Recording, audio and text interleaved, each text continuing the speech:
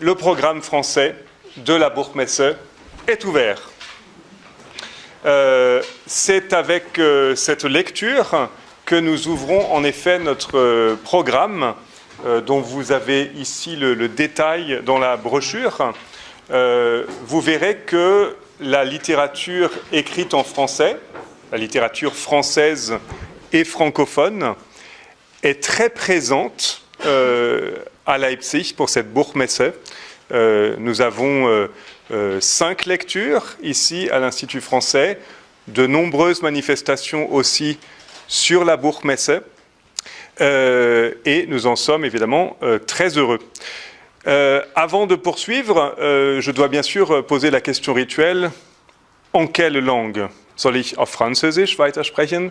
Soll ich vielleicht Deutsch sprechen? Gibt's und bitte melden Sie sich ganz direkt unklar, ob ich auf Deutsch weitersprechen muss. Also ich bin heute Abend als Leiter des Instituts Français, aber auch als Dolmetscher, wenn möglich.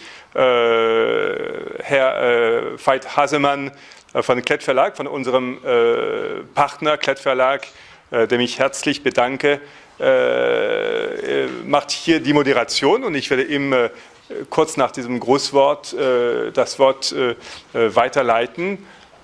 Bon, on continue en français oder entièrement en français? Très bien. Alors c'est très bien, comme ça moi je... Non, mais c'est moi qui aurais fait ça, mais pour moi c'est parfait. Ça. Voilà. Donc on est vraiment très heureux que ce soit les 2 auteurs de ce soir, Irène Cohen-Janka et Éric Sanvoisin, 2 auteurs qui concourent pour le prix des lycéens allemands, qui ouvrent le bal, comme on dit en français, de ce programme. Alors, ouvre le bal, je ne sais pas si c'est une expression très appropriée, parce que les univers ne sont pas nécessairement ceux d'un bal. En tout cas, on est vraiment très heureux que vous incarniez, par votre voix aussi, par votre gestuelle et vos regards, vos ouvrages. Et vous avez ici, c'est pas toujours le cas, dans le public, un certain nombre de gens qui ont lu très attentivement vos œuvres. Parfois, on présente les œuvres et c'est parfois une invitation à le lire.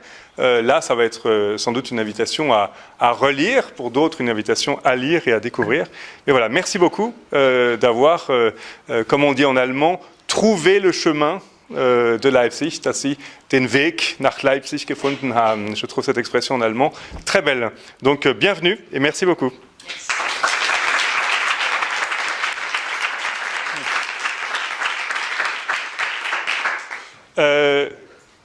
Il y a 4 livres qui concourent, 4 livres et 5 auteurs, puisque un livre, Le cœur n'est pas un genou que l'on peut plier, donc de Sabine Panet et Pauline Penaud, qui arrivent plus tard ce soir, et Louis Atangana, auteur de Ma, qui ne pourra lui malheureusement être présent, comme on dit en allemand, à ce moment de ces quelques mots. Remercier chaleureusement les éditions Klett, vraiment notre partenaire qui est doublement représenté ici et qui nous permet d'ailleurs par ce micro baladeur de graver ces instants. C'est important de garder une mémoire des événements que l'on vit dans le présent. Je voudrais remercier aussi mes collègues attachés de coopération pour le français, qui ont beaucoup travaillé pour organiser, et bien sûr remercier aussi chaleureusement mon équipe qui s'active en coulisses et aussi sur le stand de l'Institut français à la Buchmesse, qui a travaillé d'arrache-pied pour que vous entendiez la voix de ces auteurs et qui va continuer à donner toute son énergie et je les en remercie beaucoup. Voilà, c'était des mots performatifs, j'espère pas trop longs et cher Huseman, je vous confie ce micro, c'est-à-dire la parole. Monsieur Grybensky, merci beaucoup pour les mots introductoires. Mesdames, Messieurs, bonsoir et bienvenue ici à Leipzig à ce rencontre littéraire spéciale. C'est vraiment quelque chose d'extraordinaire, je crois. On a vraiment des auteurs ici pour être en contact avec vous, avec les lecteurs, avec ceux qui sont intéressés aux livres.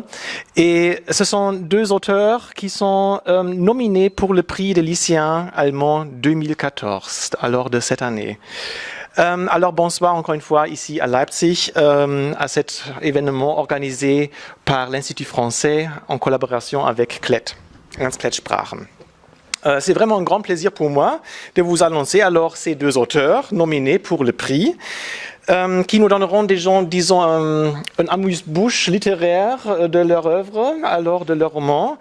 Et c'est ici que nous avons la chance d'écouter aussi d'eux-mêmes alors une partie des extraits de leurs livres. Alors ça, c'est vraiment quelque chose, je crois, très intéressant pour nous tous. Pour commencer, je vous prie de me laisser quelques mots pour présenter mes invités. J'aimerais bien commencer avec elle. Alors, elle est née en Tunisie, où elle a passé son enfance jusqu'au départ vers la France. Après avoir obtenu une maîtrise de lettres modernes, elle devient conservateur de bibliothèque. Vous me corrigez si je dis des informations qui ne sont pas correctes. Hein? Merci. Elle a longtemps vécu à Paris. Et aujourd'hui, elle réside en Essonne. Alors, ça se trouve devant les portes parisiennes. Alors, c'est le sud, la région parisienne toujours. D'accord. Elle a déjà publié aussi plusieurs livres, des romans avec des titres, par exemple, comme Le Grand Cheval Bleu ou Les Arbres pleurent aussi. Alors, elle a aussi déjà un passé littéraire, on peut dire. Hein. Alors, bonsoir et bienvenue à l'auteur qui demande l'impossible ce soir, Irène Cohen-Janka, mesdames, messieurs. Oui, lui, il est né à Valence. Alors, ça se trouve, je crois, près de Grenoble et Lyon. Vous me corrigez? En Sous-Lyon, d'accord. Il a déjà fait de multiples expériences de travail, si je ne me trompe pas. Vous avez déjà travaillé comme correcteur, comme relecteur d'édition, dans l'édition, ou bien comme éducateur spécialisé, instituteur, etc. Alors, il a toujours travaillé avec des livres ou avec des enfants. Aujourd'hui, il vit en Bretagne et il travaille comme bibliothécaire adjoint à Saint-Brieuc. On a plusieurs points communs avec elle. On travaille tous les deux dans la bibliothèque et on a très longtemps en Essonne. Ah oui. Alors, aussi un passé en Essonne ensemble, d'accord. Mais si on se rend compte du fait qu'il a déjà publié une cinquantaine de livres, de romans. Ah, d'accord, mais quand même.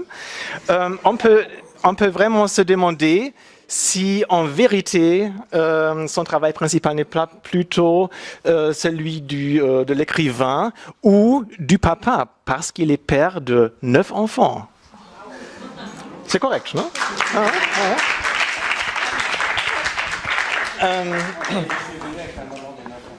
D'accord. Alors, bienvenue à vous ici. Qui est juste en face. Oui, mais c'était une autre époque. Certainement, il va nous aussi révéler d'où il tient cette idée d'écrire un roman qui a lieu dans une prison. Alors, aussi quelque chose de très intéressant à savoir. Peut-être il a aussi un passé criminel, je ne sais pas. Je n'espère pas, mais... D'accord. Alors, mesdames, messieurs, bonsoir et bienvenue, Éric Sanvoisin.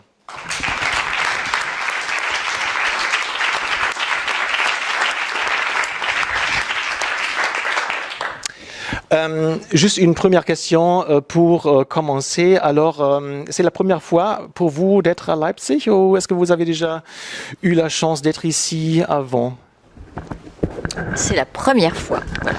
La toute première fois, je suis arrivée donc aujourd'hui à midi. J'ai eu le temps de parcourir un petit peu la ville que je connaissais naturellement parce qu'elle a un passé glorieux. Hein, naturellement, tout de suite, on pense Goethe, on pense Bach. Donc voilà, c'est une très belle ville et elle est à la hauteur de ce que mon imaginaire me laissait présager. Donc voilà, je suis ravie d'être ici. Moi, je suis arrivé il y a 1h30. Avant de venir ici, on a fait une visite éclair d'une demi-heure. Alors, il fallait aller très très vite et regarder partout. Et voilà, et c'est la seule. Voilà, je n'étais jamais venu jusqu'à présent à Leipzig.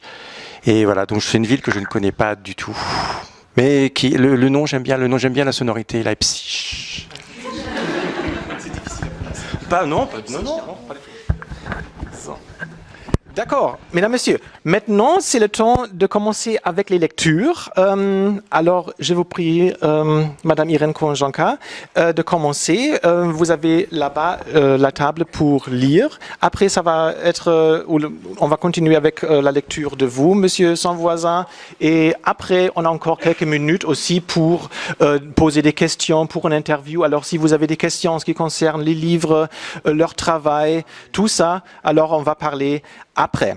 Trop de risques de déflorer le sujet. La fin, vous la connaissez. Voilà. Donc, je vais lire peut-être les 2 derniers chapitres qui sont relativement courts. Donc, chapitre 19. En descendant l'escalier ce lundi matin, mon cœur bat à vive allure. Qu'est-ce qui m'attend? Comme je le pressentais, rien. Sur le mur, la tache, la marque de sa présence, le signe de son absence. Il a quitté le quartier cette nuit. Je sais qu'il ne reviendra plus. Au même moment résonne le signal d'un message sur mon portable. Une photo. Une nouvelle photo envoyée par Léa. Une clocharde me regarde, une sorte de sorcière qui sourit de toute sa bouche édentée. Habillée d'un manteau vert informe, les pieds nus dans des chaussures d'homme, avachis et déchirés, cartonnés par la boue et la saleté. Des joues violacées et un nez rouge et aplati. Mais ce qui retient l'attention, ce qui accroche le regard, c'est un détail. Un foulard rose, pas trop crasseux, noué autour du cou par un petit nœud assez artistique. Un détail incongru, une coquetterie de bonne femme. C'est ce foulard qui fait le plus pitié. Une femme, Clodo. Est-ce plus moche qu'un homme, Clodo? Je comprends alors que Léa est une vraie artiste. Ces photos me regardent autant que je les regarde. Dans un premier temps, elles me rendent muet. Puis les mots reviennent peu à peu pour mettre un nom sur ce que je vois. Sur chacune de ces photos, il y a ce détail qui fait presque oublier tout le reste. Ici, la tignasse qui dégringole en mèches sales, la peau grise et boursouflée, l'œil jaune et vitreux, l'amas de cabas pourri, rassemblé autour d'elle comme une ronde de mioches, d'enfants. Un détail qui raconte autre chose. Elle ne ressemble plus qu'à un débris, mais au fond d'elle sommeille encore une femme, coquette et soucieuse de son image, qui sûrement ne sait plus à quoi elle ressemble, tragique et pitoyable. Léa, quel signe m'envoies-tu ce matin? Est-ce que tu t'es approchée d'elle comme moi de Tom? Aujourd'hui, l'hiver paraît fini. En levant les yeux, on peut voir un bleu encore indécis, et aux branches des arbres, comme des ombres qui ne sont pas encore des feuilles, mais déjà des bourgeons. Impression que tout a été remis à neuf, façade ravalée, fringues des passants nettoyées, ciel purifié. Quand j'arrive près du lycée, je reconnais la silhouette de Léa, à l'endroit habituel où nous nous retrouvions. Elle m'attend. Je lui fais un signe de la main. Quelques mètres seulement nous séparent. Je la vois alors sortir son portable et le placer devant elle pour me prendre en photo. J'avance vers elle. Nous savons tous les deux, sans nous être concertés, que c'est l'heure de se retrouver. Salut Léa. Salut Antonin. simple, évident, sentiment d'un dialogue ininterrompu. Je pose mes mains sur ses épaules et je l'embrasse sur les joues, le front. Elle se serre contre moi, il n'y a rien ni personne autour de nous, une seule ligne d'horizon, son visage. Puis elle se détache un peu et saisit mes deux mains qu'elle tient prisonnières entre les siennes. Elle les embrasse et ce geste me fait littéralement craquer, ce geste si tendre, si beau, m'émeutant que j'y réponds par une imbécilité. Mes mains ne puent plus? Elle me cloue le bec. Tes mains puent encore, mais j'aime ça. Bravo Léa, bien envoyé. Je passe un petit peu. Métamorphose d'elle, de moi, de nous deux ensemble. Après tout, en sortant avec elle, je n'avais alors qu'un objectif, coucher avec elle. Qu'une obsession, faire comme les autres, franchir le cap. Et Léa était l'embarcation pour franchir ce cap. Le moyen, jusqu'à ce jour où je l'ai vue s'éloigner, accrochée au bras de sa copine, fragile, vacillante. Ce jour où elle est devenue vraiment Léa pour moi. La fin, au lieu du moyen. Tu m'as manqué, Antonin, ces 3 mois sans se parler, c'est bizarre, mais j'ai l'impression d'avoir vieilli en accéléré. Le mot vieillir dans la bouche de Léa me fait rire. Les autres nous regardent, l'air surpris, ils étaient sûrs qu'on avait cassé depuis longtemps, que c'était fini. Entrer dans le dortoir des filles. Maintenant, je n'en ai rien à foutre. Ce que je veux, c'est entrer vraiment dans la vie de cette fille, Léa. Dernier chapitre. 9 ans plus tard. Encore de garde cette nuit, 1h30, et tous ces dossiers qui s'accumulent sur le bureau, et allons-y. Douleur abdos, céphalée, douleur abdos, crise d'angoisse, tentative de suicide. Les nuits se ressemblent toutes avec leur cortège de douleurs, d'angoisse, qu'on parvient à faire taire le jour, mais seulement pour mieux les laisser exploser la nuit. Et précisément les nuits où je suis de garde. Je suis crevée. Pas une minute de répit. Je n'arriverai pas à dormir un quart d'heure cette nuit. Mais c'est ici que je ferai carrière, à l'hôpital et nulle part ailleurs. Impossible de m'imaginer enfermée entre les 4 murs d'un cabinet médical, seule face au défilé de patients. Et de l'hôpital, j'aime particulièrement les nuits. Le cœur de l'hôpital ne cesse pas de battre quand celui de la ville ralentit son rythme.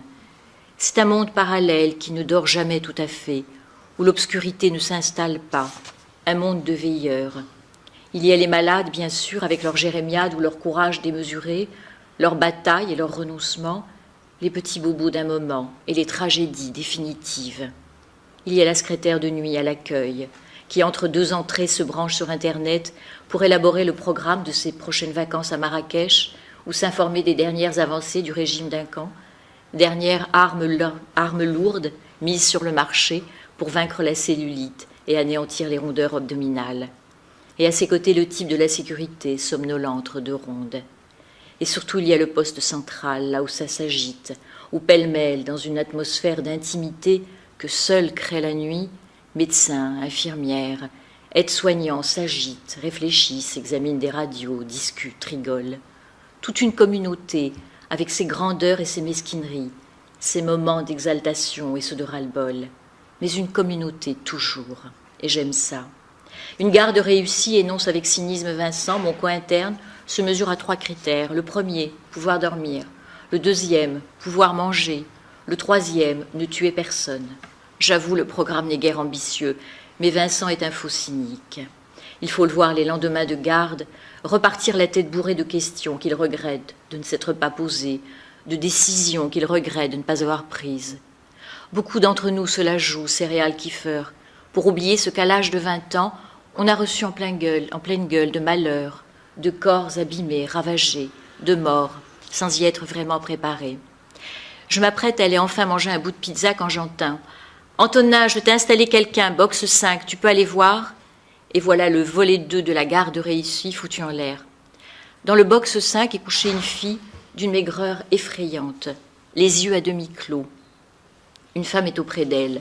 TS, tentative de suicide. « Bonsoir, je suis l'inter de garde. Qui êtes-vous pour cette jeune fille ?» Je suis sa mère. Je regarde sa fiche. Revers Marion, 19 ans. Coup d'œil sur les constantes. Tension artérielle 17, fréquence cardiaque 50, saturation 100%. Putain, ils ont encore oublié la température. Et avec ça, un pouls à 50.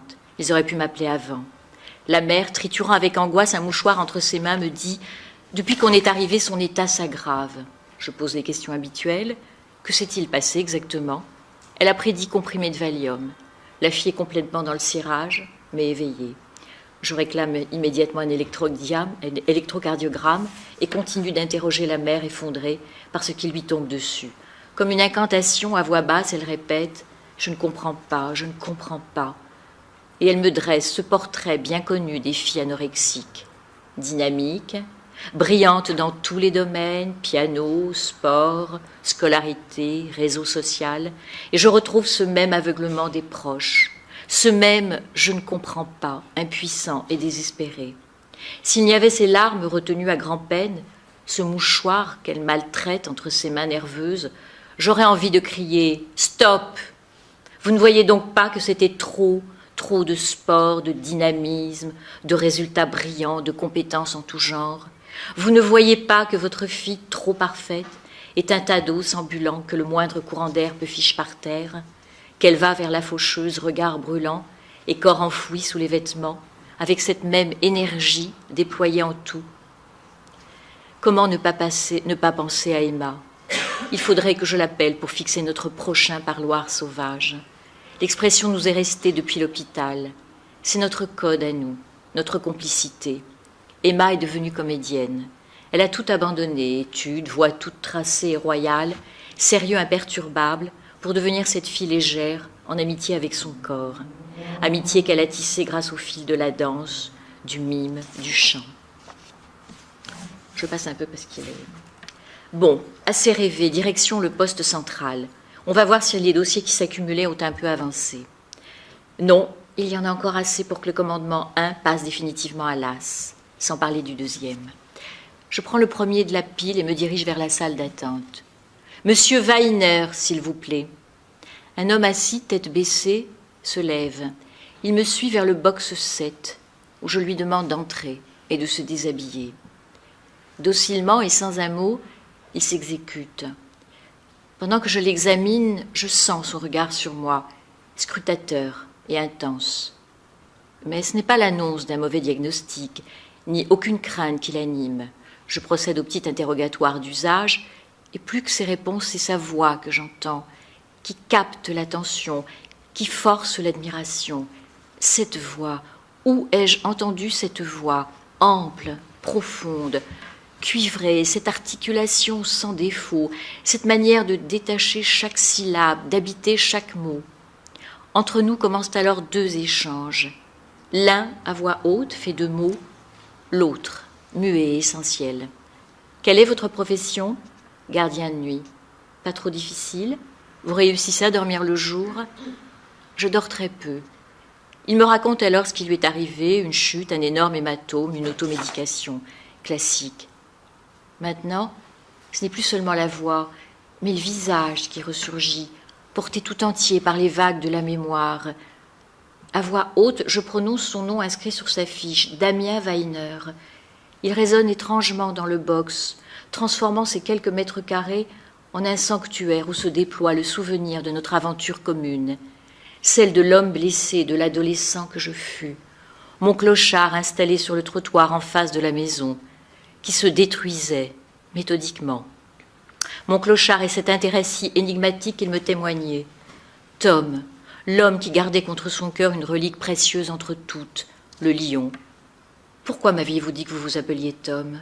Il se tait. Je répète ma question. Alors il se lève. Et le visage soudain transfiguré, le corps comme déplié, sa voix monte et élargit l'espace. Le plus vil et le plus pauvre aspect que la misère dégradant l'homme est inventé pour l'approcher de la bête, le pauvre Tom. Il se rassoit en murmurant Shakespeare, le roi Lear. Comment ai-je pu ne pas deviner tout de suite? Vous étiez acteur avant? Pas la peine de dire avant quoi. Nous savons tous deux ce qui dans sa vie marque un avant et un après. Oui, j'étais acteur. Mais enfin, pourquoi avoir renoncé? Je suis sûre que vous étiez un comédien génial. Il sourit doucement. Je n'avais plus droit à la lumière. Mais à mon tour de vous poser une question, ce rêve que vous m'avez apporté il y a 7 ans, vous l'avez vraiment fait? Il dit apporter, comme on apporte un cadeau. L'important était seulement de vous l'apporter. Oui, vous avez raison. D'ailleurs, je ne sais plus, je ne sais pas si ce rêve je l'ai fait ou si dans un demi-sommeil, j'en ai construit la trame, en ai fabriqué les images. C'est incroyable mais vrai. Est-ce que c'était une pensée consciente ou un rêve, un enfant de la nuit? De cela seulement je suis sûre. Dans une langue étrangère où se jouait cette scène envoûtante, où ce jeune garçon inconnu me pressait de sauver son père. Dites-moi, Lucas portait-il une cicatrice au-dessus du sourcil? Et sans me demander comment j'ai pu connaître ce détail, sans s'étonner de rien dans cette histoire invraisemblable, il me répond d'une voix paisible, oui. Une joie intense m'envahit alors. Je retrouve cette même émotion de l'adolescence. Un autre monde existe, invisible, obéissant à d'autres lois, offrant d'autres énigmes, ouvert à tous les possibles. Demander l'impossible, encore et toujours, chercher les signes et les déchiffrer, protéger le hasard et ne désespérer de rien. Cet homme qui me ramène au présent. En m'apportant ce rêve, vous avez ouvert une brèche, la vie s'y est engouffrée. Je griffonne une prescription sur une ordonnance, il la prend et la replie avec grand soin. Il n'ira la porter, j'en suis sûre, dans aucune pharmacie. Il la glissera peut-être entre les pages du Lion, réunissant pour toujours ses deux fils, celui que la vie réelle lui avait donné et celui que le hasard a placé en face de la prison qu'il s'était choisie. Je regarde s'éloigner Tom, tête basse, silhouette fragile, dos voûté. Ses omoplates saillent sous sa chemise, qui trahissent sa faiblesse, sa timidité, à force de vivre comme une ombre. Des omoplates d'enfant. Un sentiment de profonde mélancolie m'envahit. La vie s'y est engouffrée, m'a-t-il dit, un filet de vie bien mince. Je le rappelle. Monsieur Weiner, et ça, vous connaissez? Alors quoi, vous pourriez lever la tête? Ce n'est pas de la merde, les étoiles. Il revient vers moi, me regarde avec émotion et murmure oui. Voilà, j'ai été un peu longue, non? Cette fin. Donc je vais commencer par le début.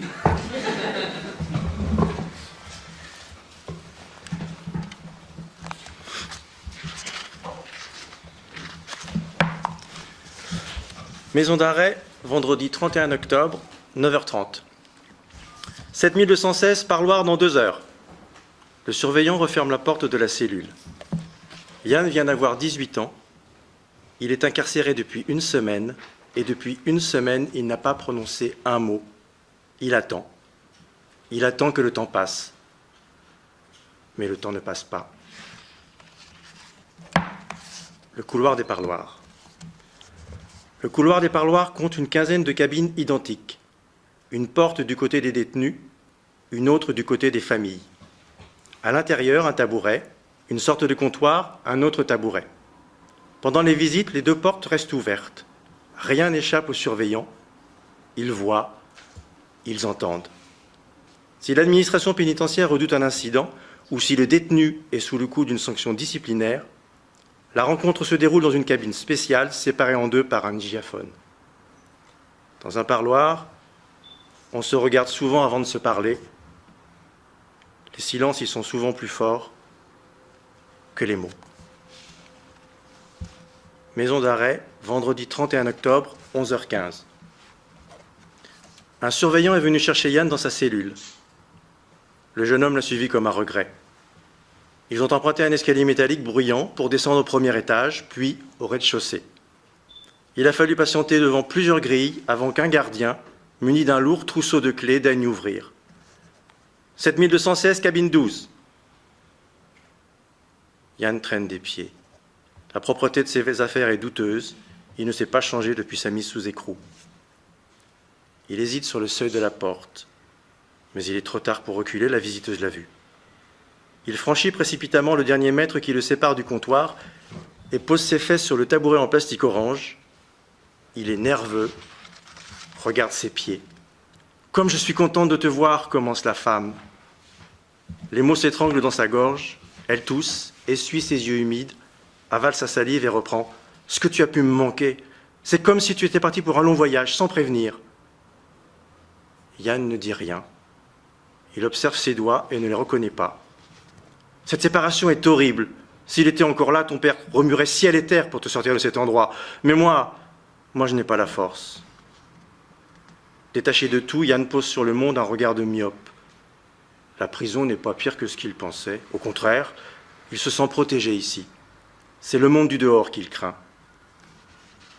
La visiteuse l'observe, se retient de le prendre dans ses bras et renonce finalement. Qu'il est maigre, qu'il est sale. Elle ne reconnaît pas son Yann. Je t'ai apporté des affaires propres. Tu te sentiras mieux quand tu auras pu te changer. J'ai voulu venir avant, mais le juge a tardé à répondre. Il paraît qu'il est débordé. Elle songe qu'elle aussi est débordée. Sa vie a basculé depuis que Yann... Mais son fils n'est pas coupable, il a été entraîné, voilà tout. Elle se bat pour rester debout, digne. Est-ce que tu manges à ta faim? Je te trouve maigre et pâle. Yann ne répond pas. Il ne répond plus. La nourriture, il s'en fout. Tout ce qu'il avale n'a aucun goût. Il mange, parce qu'il le faut, pour rester debout comme sa mère, digne, mais au fond, il s'en fiche. Il a sommeil. Il préférait aller se coucher, dormir et ne plus se relever. Les morts ne font plus de conneries. Je n'ai pas le droit de t'apporter à manger, mais je vais te faire passer de l'argent. Comme ça, tu pourras acheter ce que tu veux pour améliorer l'ordinaire. Yann a la nausée. Il se lève et se détourne sans regarder sa mère. Il fuit le parloir. Il fuit sa mère, le monde réel et la réalité sordide qui lui colle au basque. Yann n'est plus là. Il retourne en cellule. La visiteuse se lève.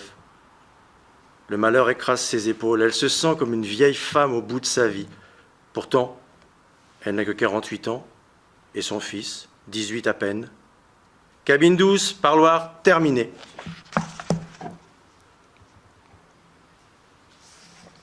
Bon parloir? Alors? Bon parloir, lui demande l'un de ses compagnons de cellule lorsque Yann réapparaît. C'est un géant, plutôt gentil, à la peau noire, avec des mains larges comme des planches à découper la viande. Il se prénomme Abou, on le surnomme le Roc. Yann grimpe sur son lit sans même un regard pour celui qui vient lui adresser la parole. C'est quoi un bon parloir? Ça existe? Toujours aussi bavard le nouveau. Quand tu en auras marre de raser les murs, tu retrouveras ta langue. Yann hausse les épaules. Il ne rase pas les murs, il est un mur. Maison d'arrêt, lundi 3 novembre, 10h30. 7216, cabine 3. Un avocat. Yann n'en voulait pas, on lui en a désigné un d'office. Ici, les tabourets sont jaunes, comme les murs, moches. Bonjour Yann, vous permettez que je vous appelle Yann? Yann ne donne ni accord, ni désaccord. L'avocat, très jeune, 25 ans peut-être, ne se laisse pas démonter et embraye sur les présentations. Je m'appelle Pierre Boulanger, je suis votre avocat commis d'office. Yann ne bronche pas. Je sais ce que vous pensez. Vous trouvez sans doute que je fais très jeune et que j'ai peu d'expérience, mais vous vous trompez. Cela fait maintenant 2 ans que je suis avocat. J'en ai déjà vu des vertes et des pas mûres, croyez-moi. Je suis un enragé, vous savez. Je ne lâche rien. J'ai pris connaissance de votre dossier. Je ne vous cacherai pas qu'il y a du bon et du moins bon. Mais pas de quoi s'affoler. Votre situation est loin d'être désespérée. Est-ce que vous me faites confiance? Yann ne se prononce pas. Il ne fait confiance à personne, même pas à lui-même. Sa vie s'est arrêtée il y a un peu plus d'1 semaine. Ce n'est pas un avocat, même plein de bonne volonté, qui va le remettre sur les rails. Si vous ne parlez pas, je vais avoir du mal à vous défendre. L'avocat scrute le visage de son client qui reste impassible. Il est un peu dérouté par son attitude et tente de le cacher. Bon, je vous laisse réfléchir. Je reviendrai dans 2 ou 3 jours. D'ici là, portez-vous bien. La prison, ce n'est pas très drôle. Yann se lève et, négligeant la main que lui tend maître Boulanger, s'éclipse. Ce dernier reste un long moment immobile, l'avant-bras à l'horizontale, les yeux écarquillés. Écrire. Ne pas parler ne dérange pas Yann, au contraire, c'est presque confortable, étant donné les circonstances. Cependant, Yann aimerait bien écrire, surtout sur rien, sur les événements. Il a tellement de choses à dire. Un bout de crayon et un peu de papier lui ferait le plus grand bien. Mais comment protéger ses écrits? En prison, les vols sont monnaie courante. Ces textes risquent de tomber entre les mains d'un détenu ou de l'administration pénitentiaire. Alors non, il ne peut pas écrire. Il rumine en silence et la feuille reste blanche. Maison d'arrêt, mercredi 5 novembre, 15h30. Yann F, cabine 8. Le cœur de Yann bat très fort. Elle est là, devant lui, toujours aussi belle. Il aimerait la toucher, mais il ne le peut pas. Le simple fait de la voir lui brûle les yeux. Depuis le début, il redoute ses retrouvailles. Plus rien ne sera jamais comme avant. Lui, enfermé, elle, dehors. Quelque chose s'est brisé. Il ne pourra plus jamais la prendre par la main, lui parler à l'oreille, l'embrasser dans le cou. Elle est là pourtant, Déborah, sa petite amie depuis bientôt 1 an, assise devant lui, immobile, raide. Elle le regarde avec des yeux bizarres qui viennent sans doute de pleurer. Yann a l'impression cruelle qu'elle ne le voit pas, que son regard passe à travers son corps comme s'il était un fantôme. C'est une torture pour lui. Il aimerait lui parler, non, trop difficile. Elle lui en veut peut-être. Bien sûr qu'elle lui en veut, et elle a 1000 fois raison. Yann a ravagé sa vie. Il n'y a plus rien à dire. Soudain, elle semble revenir à elle. Elle s'ébroue comme pour se réveiller d'un trop long sommeil. Elle le voit enfin. Pas l'ombre d'un sourire ne flotte sur son visage marqué par le chagrin. « Tu es bien installé, j'espère ?» Il aimerait lui répondre, lui dire qu'il rêve d'elle toutes les nuits, qu'il ne pense qu'à elle, lui dire aussi, comme tout est gris ici, nul et moche. Parce que tu vas y passer un sacré bout de temps, c'est moi qui te le dis. Tu as tout intérêt à te faire un nid douillet et confortable. Les mots de Déborah le mettent KO. Elle le déteste. Il accuse le coup en baissant la tête. Il est seul, tout seul. Tu me manques, Yann, tu me manques terriblement. J'ai envie de te serrer dans mes bras, mais je ne peux pas, c'est pas possible, pas après ce qui s'est passé. Elle l'aime encore, c'est sûr. Yann veut y croire. Il a besoin d'y croire. Elle l'aimera toujours. La nuit, je rêve que je t'arrache les yeux. Tu ne peux pas imaginer comme ça me fait du bien. J'ai envie de te faire du mal, tu comprends? Tu m'en as fait beaucoup, toi. Tu n'avais pas le droit. J'avais confiance en toi. C'est la douche froide. Yann ne sait plus ce qu'il doit penser. À quoi peut-il bien se raccrocher? Déborah sourit maintenant, mais son regard reste glacial. Je te laisse à ta nouvelle vie, Yann. Il y a du monde autour de toi. Moi, je n'ai plus personne. Mon père était toute ma vie. J'espère que tu ne sortiras jamais d'ici. Elle quitte son tabouret. S'il le pouvait, il lui dirait combien il regrette, combien il aimerait tout effacer et tout recommencer.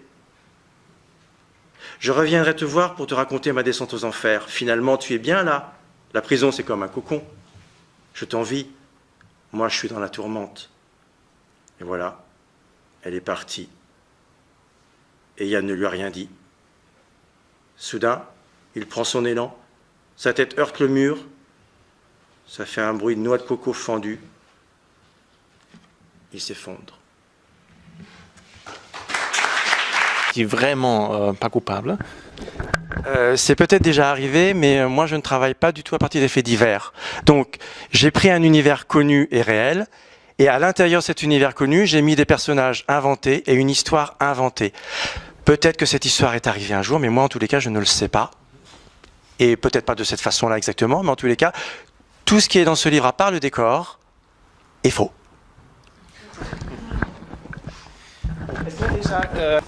Sinon, ce qui m'intéresse aussi à savoir, c'est vous avez déjà passé une tournée littéraire dans des établissements, dans des lycées, vous avez lu, vous avez eu le contact avec des élèves déjà après votre nomination. Comment est-ce que ça s'est passé? Quelles étaient vos impressions, vos réactions d'être en contact avec les jeunes et aussi avec des jeunes qui ne sont pas vraiment en premier lieu des jeunes français, mais des jeunes à l'étranger qui ont lu votre livre? Ben moi, j'étais surprise par le niveau de langue. Je me disais, bon, c'est pas un roman qui est très facile quand même. Et j'ai trouvé que vraiment, non, je m'attendais pas. a une aussi bonne compréhension. On a eu à certains moments, mais vraiment des débats très pointus, très poussés, en fouillant la psychologie des personnages. Non, ça a été vraiment une bonne surprise. Hein. Moi, j'étais un petit peu perplexe. Je me dis, c'est peut-être un peu difficile. Et puis, en fin de compte, non, je pense que puis il y a le travail des enseignants qui est énorme, hein, je crois aussi. Hein. Voilà, c'est des élèves qui étaient très bien préparés. Hein. On sait qu'une rencontre, c'est 70%. Le succès d'une rencontre tient vraiment à la préparation qui est faite. Et là, en l'occurrence, vraiment, les élèves étaient préparés, motivés. Et puis, il y avait des choses qui étaient très intéressantes. La relation à Facebook, par exemple, qui n'est pas la même que celle des jeunes Français. Ça, c'était très intéressant. Moi, j'ai eu le sentiment que c'était moins addictif ici. Que ça avait un côté plus... parce qu'il y avait certaines choses qu'ils ne comprenaient pas dans les livres, qui me disaient, mais nous, c'est pratique, c'est un outil. Et j'ai eu le sentiment qu'il y avait moins... Bon, après, je n'ai pas vu des milliers de lycéens, mais quand même un peu, quoi. Donc, c'était vraiment passionnant.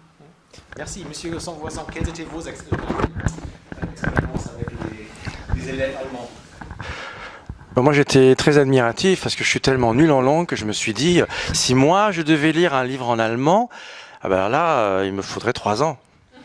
Et donc, j'étais très admiratif, non seulement qu'ils le lisent, et en plus, qu'ils me rendent... Oui.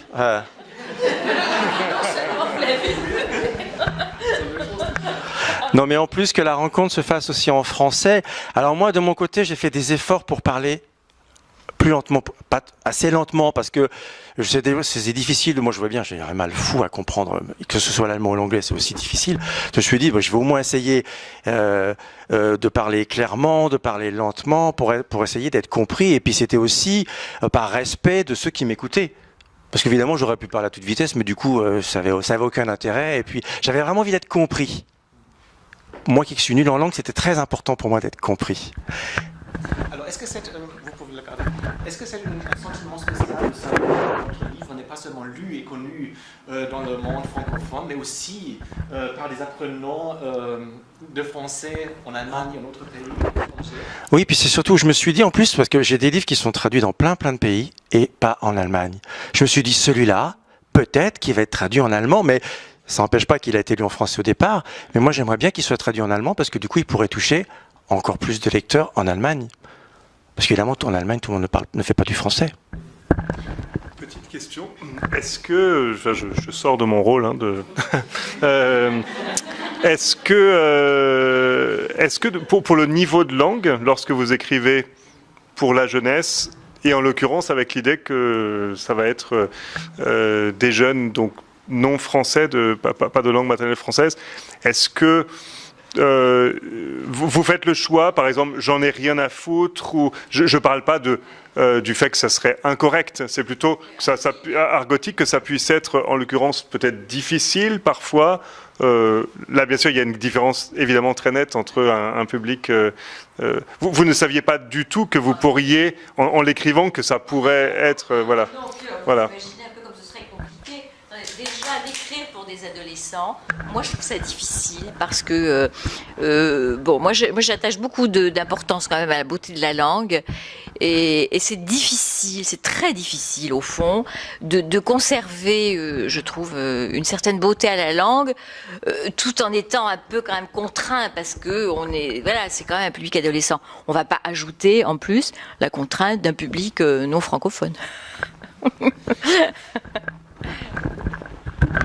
Moi, en fait, que j'écrive pour les petits ou pour les grands, j'écris pareil. C'est-à-dire que j'essaye, j'ai essayé d'expliquer ça, j'essaye d'écrire avec des mots courants, avec des phrases courtes, pour essayer de donner à mon style l'image de l'eau qui coule. Et en fait, que je m'adresse à des enfants de 7 ans, je m'en aperçois après, ou à des enfants ados de 15 ans, ou même si j'écrivais pour les adultes, ce serait pareil, j'aurais le même style. Et j'essaierai à chaque fois d'être le plus... Alors, ça ne veut pas dire que j'ai pas de style. Ça veut dire que Voilà, non, mais parce que on pourrait me dire, bah ouais, c'est facile d'écrire simple. Ben non, c'est pas facile d'écrire simple. Moi, j'ai mis 40 ans à apprendre à écrire simple. Donc non, c'est pas facile d'écrire simple. Mais voilà, moi, c'est ce que je recherche. Est-ce qu'il y a déjà des questions? Oui, ici. Alors, moi, je voulais savoir pourquoi vous avez choisi ces thèmes. Déjà, demander l'impossible, c'est très philosophique, c'est en fait être parfait, idéal, tout ça. Et aussi, être dans le présent, comme vous avez déjà dit, c'est pas vraiment le thème que vous mettrez normalement.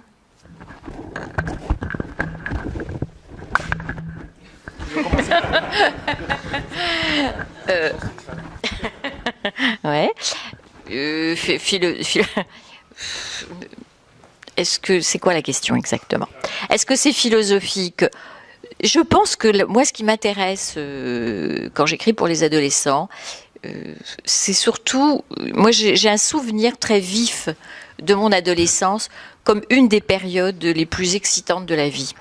Je trouve que c'est vraiment la période de la vie où il se passe le plus de choses, où sans être philosophe, on se pose des questions philosophiques.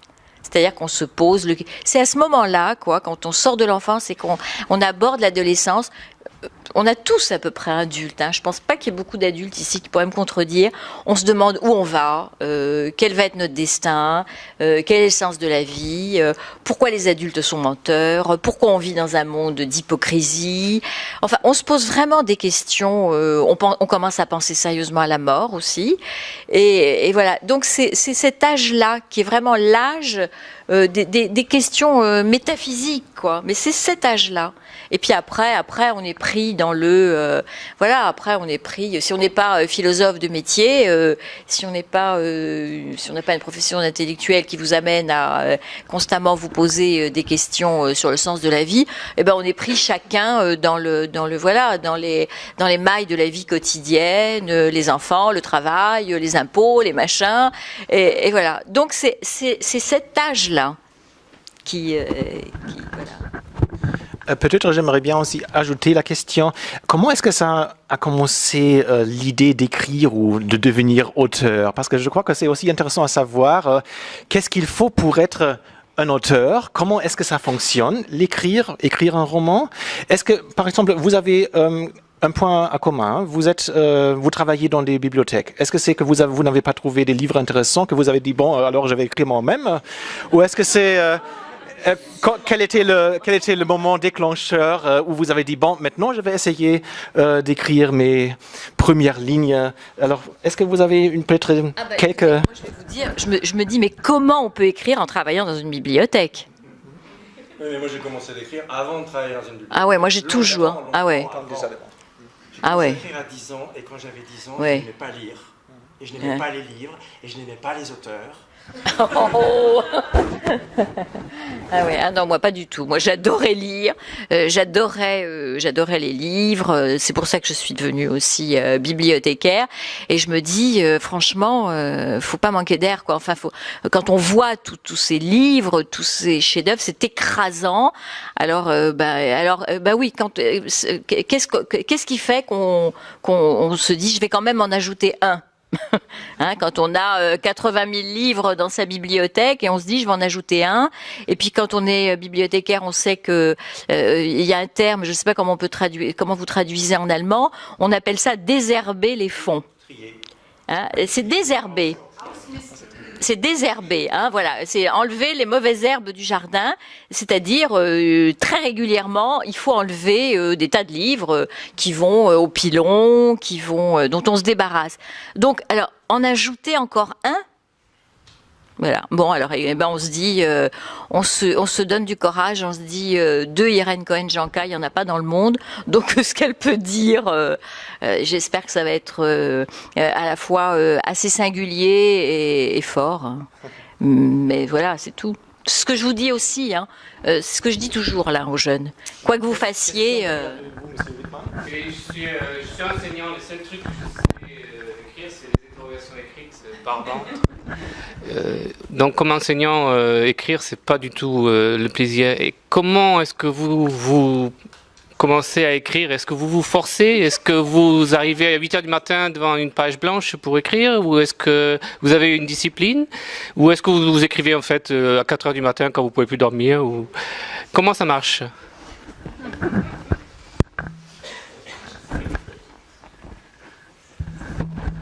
Alors bon, quand on a 2 métiers, c'est difficile d'écrire le jour. Quand on a beaucoup d'enfants, c'est difficile d'écrire pendant les vacances ou le week-end. Quand on a besoin de dormir, c'est difficile d'écrire la nuit. Donc en fait, moi, j'écris juste de 5h à 7h le matin. Et c'est le seul moment que j'ai trouvé pour être tranquille, pour avoir un minimum de 2 heures, parce que pour écrire un roman, un quart d'heure par-ci, un quart d'heure par-là, c'est pas possible. Donc moi, c'est le matin, donc il y a une certaine forme de discipline, mais parfois, je n'ai pas le courage de me lever.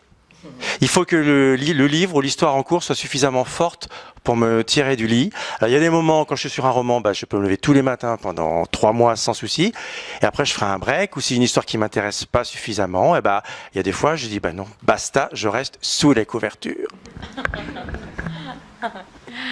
Moi, je crois que c'est un travail.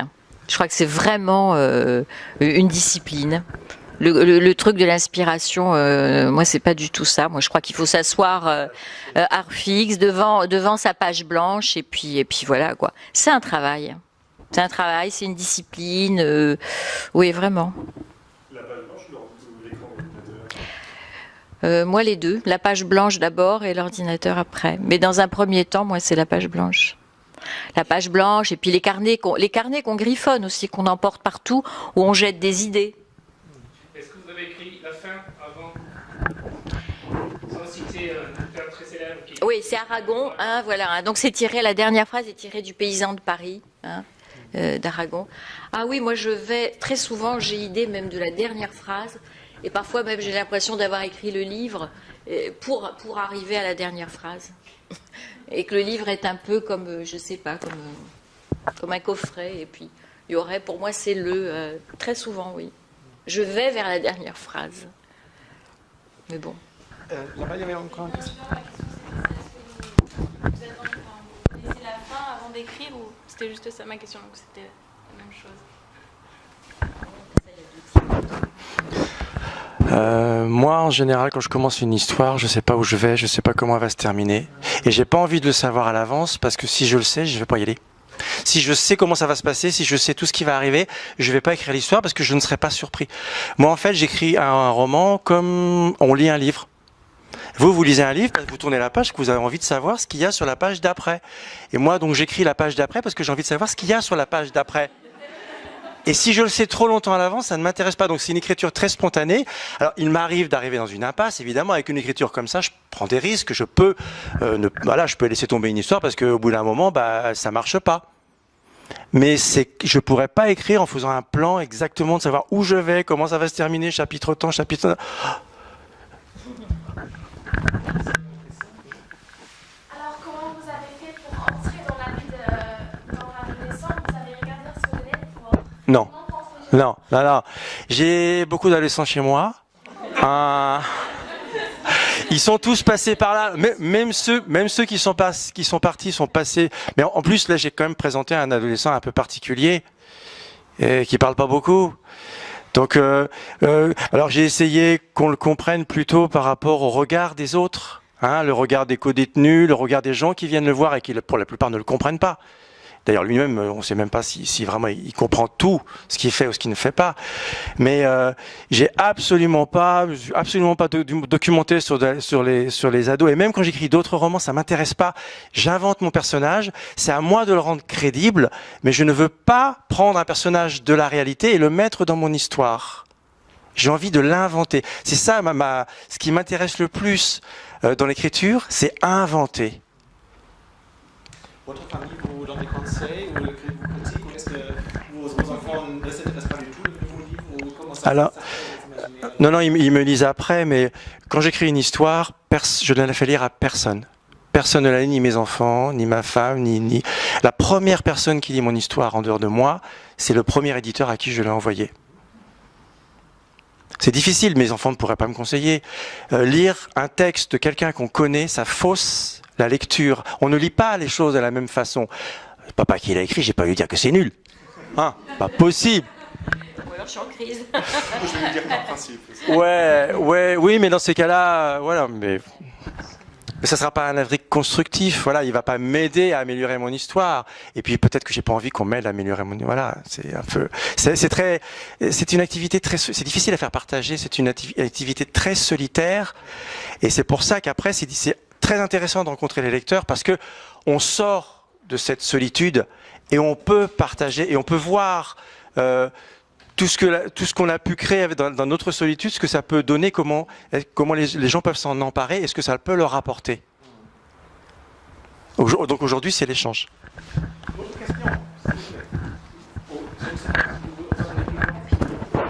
Alors, j'ai une question en ce qui concerne Demander l'impossible. En fait, dans le livre, il y a plein de problèmes qui se posent autour d'Antonin. Et moi, je me demande si c'était fait exprès, si vous vous êtes dit, oui, alors on va faire un roman avec un adolescent face à beaucoup de problèmes, ou comment ça se fait? Enfin, parce que je trouve que ce sont quand même plusieurs petites histoires qui se passent à côté. Oui.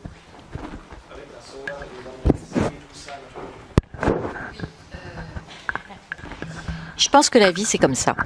Je pense que la vie, c'est comme ça, avec beaucoup de gens autour de soi, beaucoup de choses qui se télescopent, beaucoup de choses qui se croisent.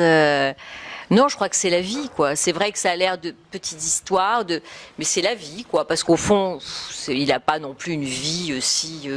Il a une petite amie, voilà. Bon, les parents, on ne sait pas trop. Une sœur aussi qui va pas trop. Mais je veux dire, c'est assez banal au fond. Ça vous paraît beaucoup parce que je mets la lumière dessus. Et puis parce qu'il est là, lui, à brasser tout ça. Et voilà, parce que c'est un roman. Hein, parce que c'est devenu de l'écriture. Mais sinon, non, je crois que c'est la vie. Hein, si on peut ne traiter qu'un sujet, ne traiter qu'un événement, et bien sûr, on peut le faire aussi. Mais voilà, c'est une autre manière. Monsieur son voisin, est-ce que c'est important de terminer un roman avec en donnant un peu de l'espoir? Si nous pensons à Yann, à la fin, c'était très important que ça se termine sur une note d'espoir, parce que c'est un roman vraiment qui est lourd, qui est pesant. C'est sans doute le seul roman où je n'ai mis aucune note d'humour. À aucun moment, je me suis autorisé à mettre un sourire dans cette histoire, parce que donc il fallait que d'une manière ou d'une autre, il y ait un sourire quelque part.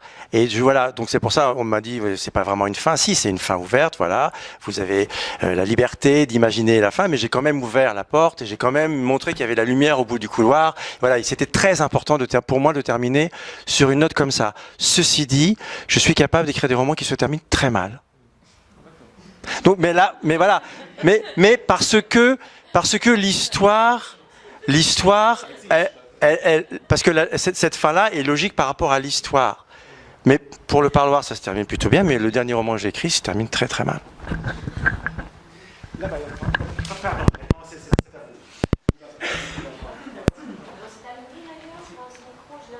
C'est pour enregistrer.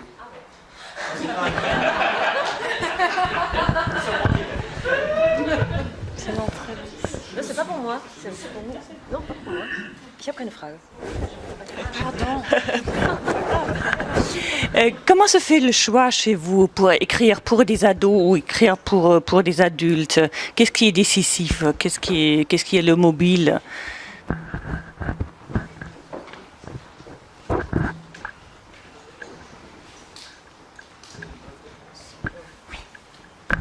Bref. On décide pas, ça s'impose. Je crois que ça s'impose, hein, vraiment. On décide pas. Moi, j'ai l'impression de pas avoir décidé. Je pense que ça dépend. Ce qui est en nous est le plus vif encore. Hein. Ça peut être l'adolescence, ça peut être l'enfance, ou ça peut être l'âge adulte. Hein, voilà. Voilà. Moi, ça me préoccupe beaucoup moins. Les histoires d'adolescence me préoccupent beaucoup plus que les histoires de couple adulte. Voilà. Je trouve ça plus. On choisit pas, moi, il me semble. Voilà. c'est le sujet, c'est le public, c'est tout, quoi. Enfin, bah, on le traiterait différemment, je pense. On le traiterait différemment. Mais enfin, moi, je n'ai pas décidé, voilà. Ça s'est décidé pour moi. Vous avez mis combien de temps exactement pour écrire ces œuvres-là? T'as perdu la glace. À quoi ça sert? Non, moi, je peux pas dire combien de temps, hein, parce que j'écris pas tout. Au pif? Ah, mais c'est au pif. Non, tu fais une fourchette. Oui, je sais pas, 1 an peut-être. En ne faisant pas que ça, hein, bien sûr. Hein, comme, Ah, voilà, c'est ça. voilà, on est un peu tous les deux dans le même cas, à savoir qu'on ne fait pas que ça. Oui, moi j'ai quand même mis 1 an. Hein.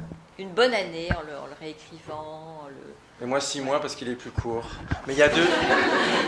Mais il y a 2 mois de documentation où j'ai cherché des documents et j'ai lu avant de commencer à écrire et 4 mois de rédaction. Mais mon roman est très court, hein, donc 6 mois c'est très long. Après cette expérience du prix de lycéen allemand, vous êtes encore plus motivé d'écrire des romans pour les jeunes ou est-ce que ça reste constant? Comment est-ce que vous imaginez maintenant vos plans, vos projets pour l'avenir? Oh, ça réamorce les choses, hein, les rencontres. Hein. Comme disait Eric, on est tout seul quand on écrit, hein, parce que moi je suis un peu dans son cas aussi. Je ne fais lire à personne, je n'en parle absolument pas autour de moi. Et le premier lecteur, c'est l'éditeur. Donc on est vraiment dans une certaine solitude. Et quand on rencontre les lecteurs, eh ben oui, je trouve que ça redonne envie d'écrire, quoi. Ça réamorce la pompe. Ça fait une influence aussi, ce prix-là, aussi d'avoir la conscience qu'il y a aussi des élèves en Allemagne qui ont ce prix-là. Mais ça n'influence pas pour les histoires à écrire. Non, je ne vais pas écrire un livre qui se passe en Allemagne parce que je suis pas allé assez longtemps en Allemagne pour connaître l'Allemagne de toute façon. Moi, ça donne pas. C'est pas tout à fait comme toi. C'est parce que moi, si j'arrête d'écrire, je meurs. Donc je fais pas les rencontres pour chercher des raisons d'écrire. Je fais des rencontres pour échanger sur ce que j'ai écrit, sur la façon dont c'est ressenti. Mais l'envie d'écrire, je l'aurai de toute façon. Sauf que peut-être que si je faisais pas de rencontre, je deviendrais fou parce qu'un auteur qui reste tout seul dans son coin et qui sort jamais de chez lui et qui rencontre pas ses lecteurs, au bout d'un moment, il se parle à lui-même. J'ai pas envie de me parler à moi-même. Ça m'arrive de temps en temps, mais pas tout le temps.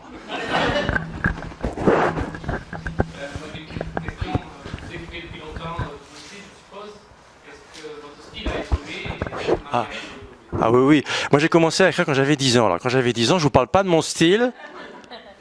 Et au début, donc j'ai commencé. Alors, ce qui est bizarre, c'est que quand j'étais jeune, j'écrivais pour les adultes.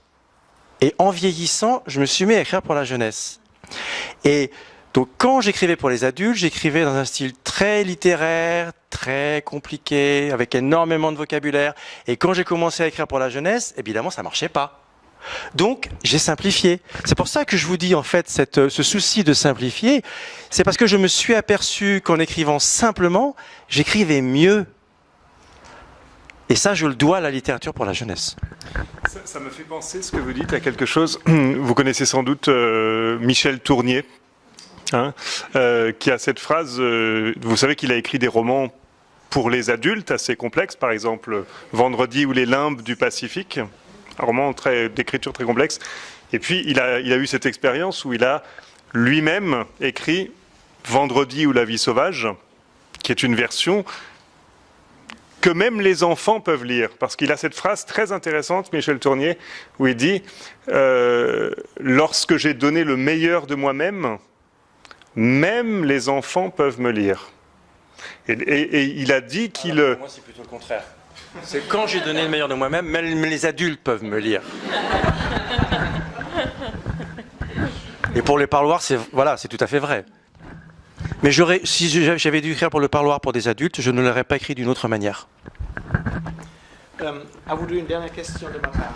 Vous êtes nerveux pour demain? Excité? Ça va? Comment est-ce que ça va se passer pour vous? Oh, moi, je suis très calme. Non, l'essentiel, c'était c'était cette semaine qu'on a vécue ensemble, c'est d'être là aujourd'hui. Bon, après, c'est de la cerise sur le gâteau, c'est vrai que c'est le plus important, c'était ça, quoi. Donc, On a tous envie d'avoir le prix, il faut pas dire le contraire. oui, mais on n'est bien pas, sûr. voilà, je veux dire, c'est pas des tensions non plus, hein. Quand même, je vous Hein? souhaite bonne chance, naturellement. Oui, on Mesdames, sera messieurs, content si de vous avez, si vous- Non, par contre, ce qui est un peu bizarre, c'est de savoir que tout le monde le sait sauf nous. Ça c'est un peu. Moi, je ne sais pas. Oui, mais il y en a beaucoup qui le savent. Il y en a beaucoup qui le savent. Si, ça a été décidé cet après-midi. Moi, je ne le savais pas.